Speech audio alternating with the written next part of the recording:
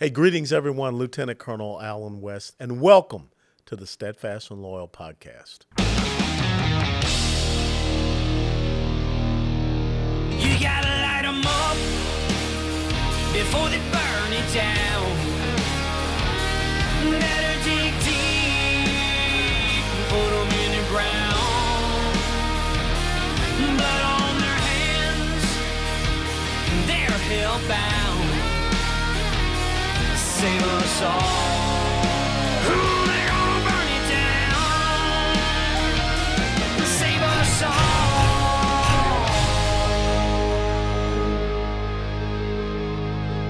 before they burn it down. I have a big concern. You know, my phone just blew up Monday evening because all of a sudden, and this is a place that I've been to several times because, as you know, I was a congressional representative down in South Florida. And as a matter of fact, this place was part of the district that I had the honor and privilege of representing, and that's Mar-a-Lago. And when I heard about the FBI conducting a raid, and I know that there are some people in saying they were nice, they kind of showed up, there was no real raid. Anytime someone shows up unannounced, pretty much, with a warrant, a search warrant for your home, and the lights are blaring and everything, and they're walking around with long guns, and they just ransack your place, and they just take a bunch of things. That's a raid, folks. That's not, a courtesy visit. A former president of the United States of America had his private residence raided by the Federal Bureau of Investigation. A former president of the United States of America having his private residence raided by the Federal Bureau of Investigation. See, I grew up watching the FBI. Remember Ephraim Zimbalist Jr., Sunday nights on ABC? That was a respected and lauded organization. Not anymore. It's a politicized, weaponized organization. And here's the real thing. When you have Karine Jean-Pierre, the mouthpiece of the Biden administration, saying that the president didn't know anything about this. No one in the White House knew anything about this. That's not good. And if he did know about it and approved it, that's still not good. So either way, either we have a rogue agency in the Department of Justice and the Federal Bureau of Investigations that's just going out there and doing whatever they want, or we have a willful targeting of a former president and a potential presidential candidate for 2024. That's not how we roll in the United States of America. That's the essence of tyranny. That's the essence of fascism. That's the essence of Marxism. That's the East German Stasi police state. And so Tuesday morning, when I awakened to go out for my morning run, it was a completely different America that I awakened in. And it's an America that I never would have thought that I would live in. I took a note to support and defend the Constitution of the United States of America against all enemies, foreign and domestic. I never thought that we would so clearly see enemies of the Constitution of the United States of America right here. Let me bring up some points that, I kind of thought about as I prepared to speak to you all. I remember a decade ago, I was down at a town hall meeting in Martin County down in South Florida. Nice lady stepped up, asked me a question. She said, "Colonel, I'm very concerned. Congressman, I'm very concerned about, I think these people are socialists that we have up there that you're fighting against, so that they're trying to undermine and take over our country." And look, I said, "Ma'am, they're not just socialists. They're communists."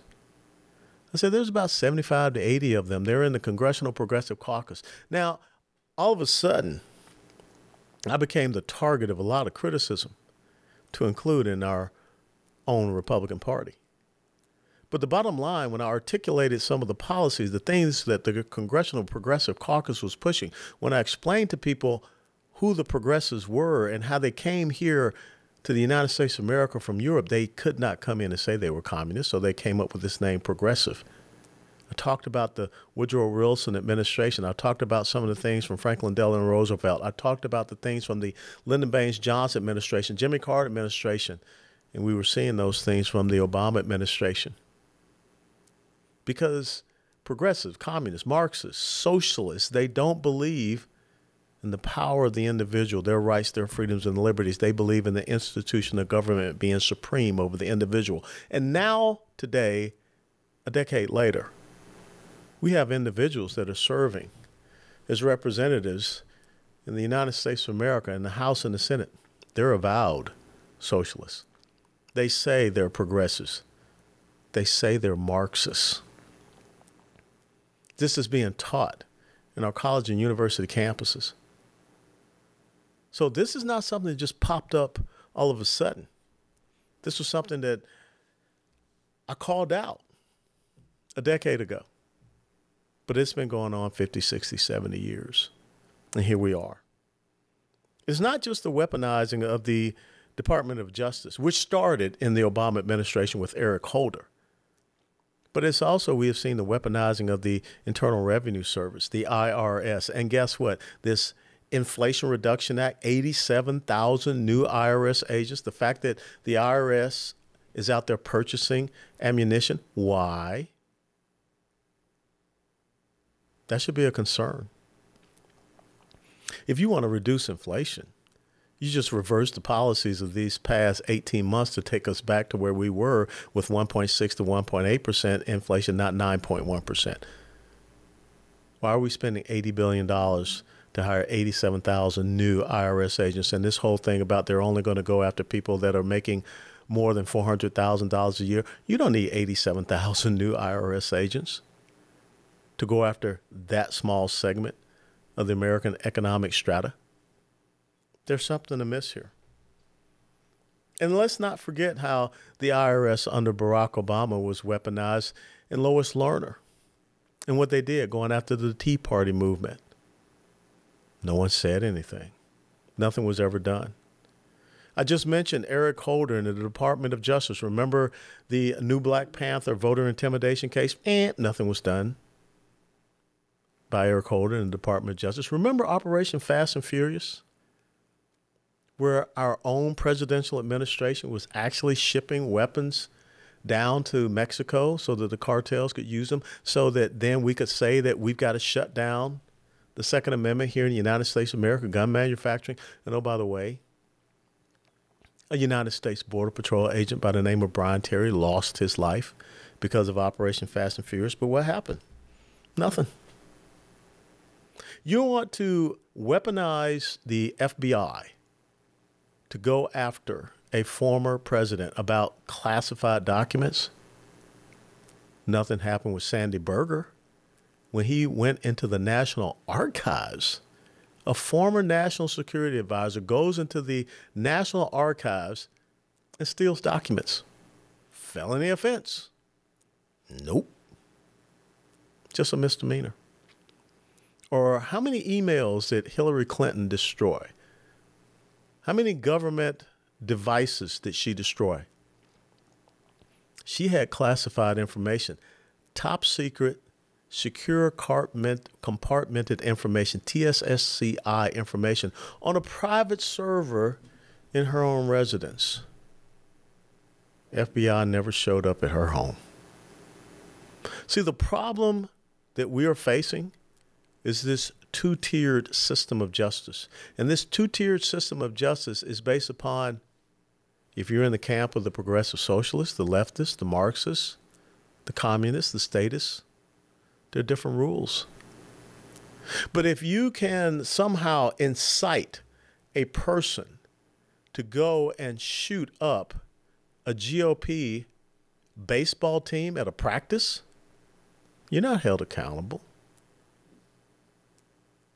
But yet, this whole January 6th thing that continues on. And as a matter of fact, we've created our own version of the Bastille, with Americans being held without being charged, being detained, violation of their constitutional rights. But justice is only applied politically or ideologically from the purview of the progressive socialist left. It's the same DOJ with this little 5'2" munchkin, Merrick Garland, who says that parents, if you show up and say, we don't want critical race theory, we don't want this cultural Marxism taught to our kids, you're a domestic terrorist. You people that show up outside the homes of Supreme Court justices, that's okay. Go ahead, threaten to kill them, as one person did.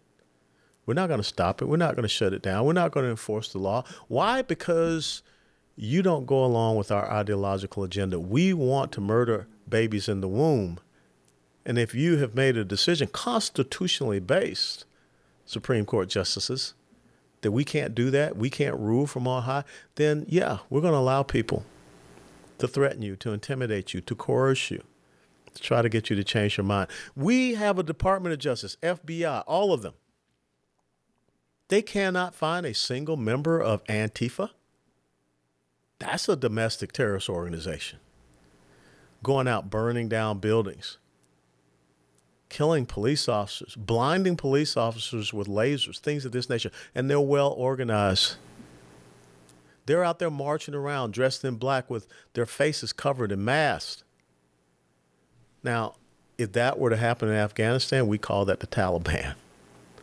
But it's happening here, and it's okay. Or you can have an organization like Black Lives Matter, Inc., led by avowed Marxists. And the things that they do to threaten and call out for the murder of police, Department of Justice says that's okay. Nobody's raiding their homes.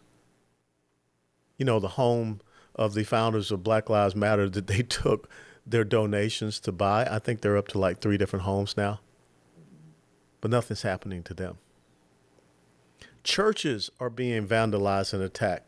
Pro-life centers are being burned to the ground. But the Department of Justice and the FBI, I guess they just don't have time to deal with that.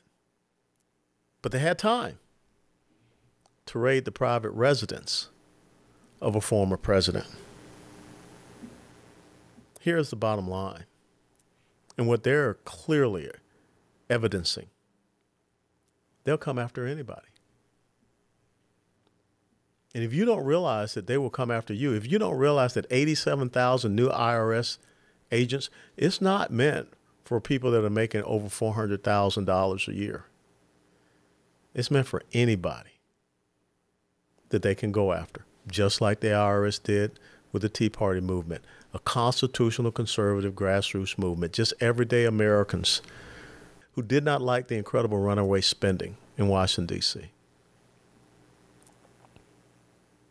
So what do we do now? We got to understand that the battle lines have been drawn. There is an ideological civil war that is happening here in the United States of America. It pains me to say that. I pray that it does not get escalated. But the other side has shown that they will.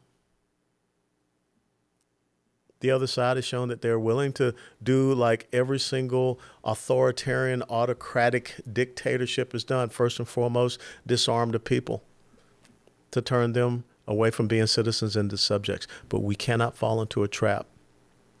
We cannot be reactionary. See, this is where the GOP needs a strategic plan. This is where we need that concerted grassroots strategic plan. First and foremost, we need to get you involved. We got to get you engaged in this upcoming midterm election cycle.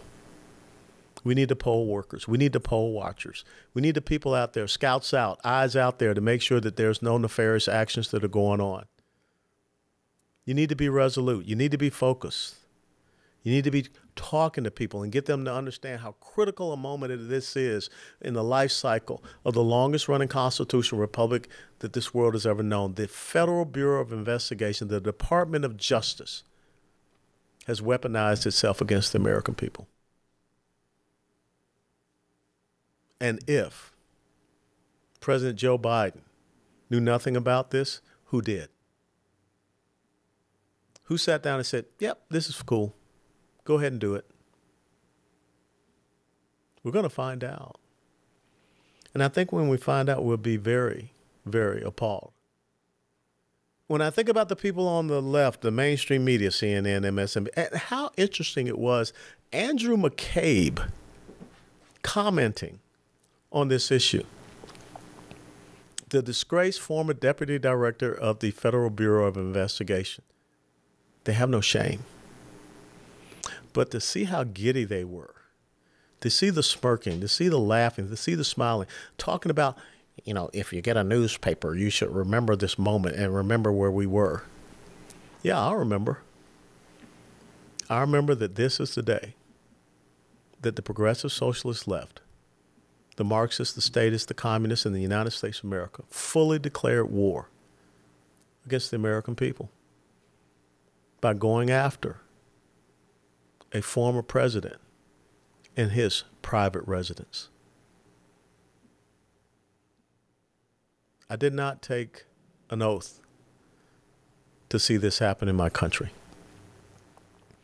And I will stand up and push back against this. I will use my voice. I will not surrender. I will not retreat. The only thing that I know is victory. And the victory starts in these midterm election cycles. We have got to get the House. We have got to get the Senate. And my message to you Republicans out there, find your big boy pants. Now's not the time to back down. Merrick Garland needs to be brought before Mayorkas, the Secretary of Homeland Security, who says continuously that the border is secure. He needs to be brought before you. And if need be, the Constitution gives you the ability to impeach and remove these individuals. It has to be done because the American people deserve better. The people that have fought and died for this country, the people that have come to this country because they wanted to escape the exact same type of banana republic tactics that we just saw happen on Monday of this week. We owe it to them. You owe it to them. And we owe it to our children and grandchildren that they will grow up in liberty and freedom and not tyranny and subjugation. I remain steadfast and loyal to the Constitution of the United States of America. And I pledge my life, my fortune, my sacred honor to always uphold that oath. Before they burn it down.